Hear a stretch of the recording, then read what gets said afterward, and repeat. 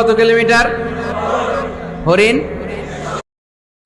একটা হরিণ একটা হরিণ একটা হরিণ একটা হরিণ ঘন্টায় ছুটতে পারে 100 কিলোমিটার বেগে। তাহলে কে জোরে ছুটে?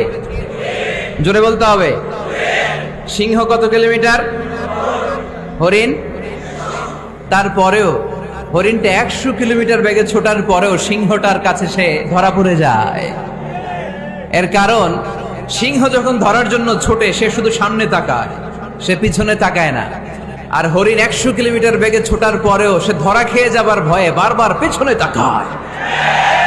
আর পিছনে তাকার কারণে ওর গতিটা স্লো হয়ে যায় আর সিংহের হাতে বধ হয়ে যায়। পিছনে তাকাবার সময় আমাদের নাই, চিল্লায় বলো ঠিক কিনা?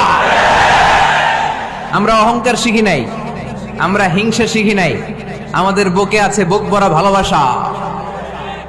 আমি বিএনপি বুঝি না, আওয়ামী লীগ বুঝি না, জাতীয় পার্টি বুঝি না, জামাত ইসলাম বুঝি না, তাবলীগ বুঝি না, পীরের মুরিদ বুঝি না।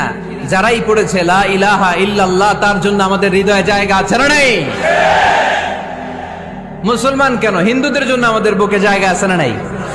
হিন্দু ভাই যদি বলে আমি পড়বো আশহাদু আল্লা ইলাহা ইল্লাল্লাহ ওয়া আশহাদু আন্না মুহাম্মাদ রাসূলুল্লাহ, তার জন্য আমাদের দরজা খোলা আছে না নাই? This is the beauty of Islam. এটা ইসলামের সৌন্দর্য, এটা অনেকে বুঝতে চায় না। আল্লাহ আমাদেরকে সহি সমঝ দান করুক, আমরা পড়ি আমিন। হিংসা, বিদ্বেষ, অন্যের পিছু লেগে থাকা, গীবত করা, অন্যকে গালিগালাজ করা, অন্যকে কাফের মুশরিক বলে ফতুয়া দিয়ে এই পবিত্র মঞ্চগুলোকে নষ্ট হওয়া থেকে যেন আমরা বিরত থাকতে পারি। আওয়াজ করে পড়তে হবে আমিন।